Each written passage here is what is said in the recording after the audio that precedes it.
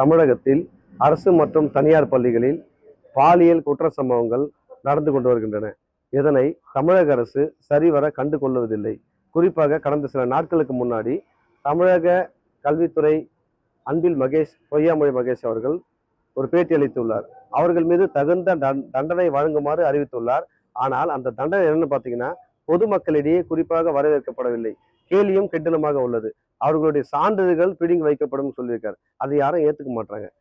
குறிப்பா இது மாதிரி பாலியல் சீண்டலில் ஈடுபடக்கூடிய நபர்கள் மீது அவர்களுடைய சான்றிதழ்கள் பறிபோக வேண்டும், அவருடைய சொத்துக்கள் முடக்க வேண்டும், அவர்களுக்கு தமிழகத்தில் கடும் தண்டனை வழங்க வேண்டும் என்று இதனை பார்த்த மற்ற மாநிலங்களும் தமிழகம் முன்மாதிரியாக விளங்க வேண்டும். தமிழகத்தில் இது போன்ற சட்டங்கள் அமுல்படுத்தப்பட்டால் மட்டுமே மற்ற மாநிலங்களில் இது போன்ற குற்ற சம்பவங்கள் நடக்காமல் இருக்க வண்ணம் தமிழகம் இதுக்கு முன்மாதிரியாக ஒரு மாநிலமாக விளங்கி இதன் மீது குற்றம் சம்பவங்கள் ஈடுபடாமல் இருப்பதற்கு வண்ணம் அமைய வேண்டும் என்று சமூக ஆர்வலராகிய கோரிக்கை வைக்கப்படுகிறார்கள்.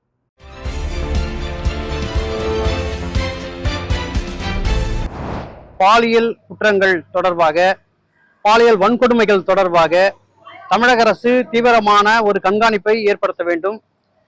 குறிப்பாக இளம் சிறார்கள் மீது நடத்தப்படுகிற இந்த பாலியல் வன்கொடுமைகளுக்கு எதிராய் கையாளப்படுகிற போக்சோ சட்டத்தை மிக தீவிரமாக கையாண்டு அந்த குற்றவாளிகளை கடும் தண்டனைக்கு ஆட்படுத்த வேண்டும். அவ்வாறு செய்கிற போது இளம் சிறார்கள் மீதான அந்த பாலியல் வன்கொடுமைகள் தடுத்து நிறுத்தப்படும். குறிப்பாக இது போன்ற நடவடிக்கைகளில் ஈடுபடாமல் தடுப்பதற்கான விழிப்புணர்வை நாம் இந்த சமூகத்திற்கு ஏற்படுத்த வேண்டியது காலத்தின் கட்டாயமாக இருக்கிறது. அரசு இந்த இளம் சிறார்களை பாதுகாக்க போதிய விழிப்புணர்வை பள்ளிகளில் ஒரு குழுக்களை ஏற்படுத்தி அல்லது மாவட்ட அளவில் கண்காணிப்பு குழுக்களை ஏற்படுத்தி அதை தடுப்பதற்கான அல்லது அதை ஒட்டிய பாலியல் வன்கொடுமைகள் தொடர்பான விழிப்புணர்வை ஏற்படுத்த வேண்டியது காலத்தின் தேவை என்பதை பதிவு செய்கிறோம்.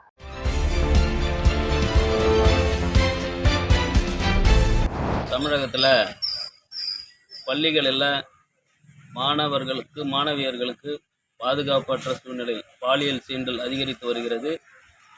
இந்த பாலியல் சீண்டலில் ஈடுபடக்கூடிய ஆசிரியர்கள் மீது கடுமையான சட்டம் கொண்டு வந்து நடவடிக்கை எடுத்து அவர்களை சிறைவாசம் செய்ய வேண்டும்.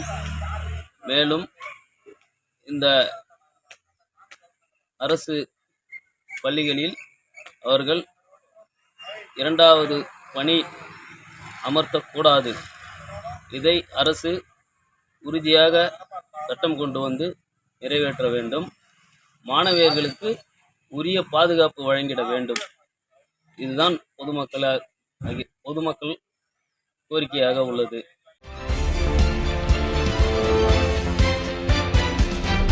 தமிழ்நாட்டில் பாலியல் குற்றங்கள் அதிகமாக நடந்துட்டு இருக்கு. அதுவும் குறிப்பாக பள்ளிகளில் ரொம்ப அதிகமாக நடந்துட்டு இருக்கு. இதை தடுக்கணும்னா தமிழ்நாடு அரசு கடுமையான சட்டங்களை உருவாக்கினா மட்டுமே இதை தடுக்க முடியும்.